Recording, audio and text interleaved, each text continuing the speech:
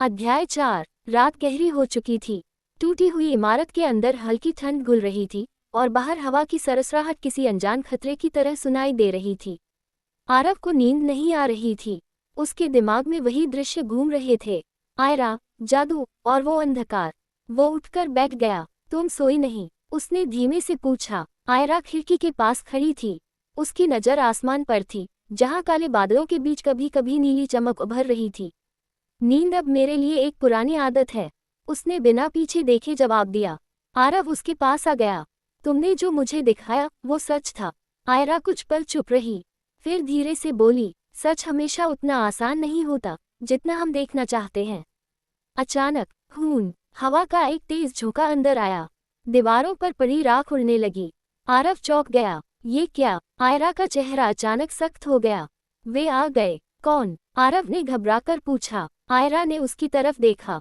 उसकी आंखों की चमक अब तेज हो चुकी थी। अंधकार के दूत। अगले ही पल इमारत की दीवार धड़ाम से टूट गई। काले धुएं जैसे कुछ साए अंदर घुस आए। उनका कोई साफ चेहरा नहीं था, बस लाल जलती हुई आंखें। आरव पीछे हट गया। ये क्या चीजें हैं? उनमें से एक साया तेजी से उसकी तरफ बढ़ा। आरव गिर पड़ा, लेकिन जैसे ही वो साया उसे छूने वाला था, रुको! आयरा की आवाज गूंजी। उसने अपना हाथ आगे बढ़ाया और तभी उसकी हथेली से एक तेज सुनहरी रोशनी निकली। पूरा कमरा उस रोशनी से चमक उठा। वो साए पीछे हट गए, जैसे उन्हें दर्द हो रहा हो। आरव हैरान रह गया। ये जादू है। आयरा की आंखें अब पूरी तरह चमक रही थीं। ये वही शक्ति है जिससे वो डरते हैं, उसने कहा। लेकिन तभी एक बड़ा साया आगे आया, बाकी से कहीं ज्यादा शक्तिशाली। उसकी आंखें और भी लाल थीं और उसकी आवाज गूंज रही थी। तुम भाग नहीं सकती, आयरा। आरव का दिल जोर से धड़कने लगा। ये तुम्हें जानते हैं? आयरा ने कुछ जवाब नहीं दिया, बस धीरे से बोली, पीछे रहो। फिर उसने दोनों हाथ आगे बढ़ाए। उसके चारों तरफ एक जादुई घेरा बन गया, सुनहरी और गुलाबी रोशनी का।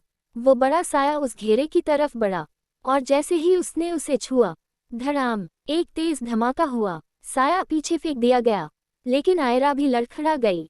उसकी सांसें तेज हो गईं। आरव तुरंत उसके पास आया। तुम ठीक हो? आयरा ने खुद को संभाला, लेकिन उसके चेहरे पर कमजोरी साफ दिख रही थी। ये आसान नहीं है, उसने धीरे से कहा। साए फिर से इकट्ठा हो रहे थे। आरव ने चारों तरफ देखा। हम यहाँ से निकल नहीं सकते। आयरा ने सिर हिलाया। नहीं, ये हमें ढूंढ लेंगे।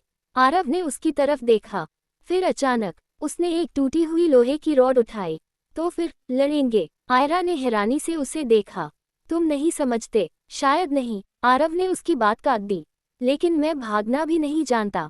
कुछ पल के लिए दोनों की आंखें मिलीं और उसी पल आयरा के चेहरे पर एक हल्की सी मुस्कान आई।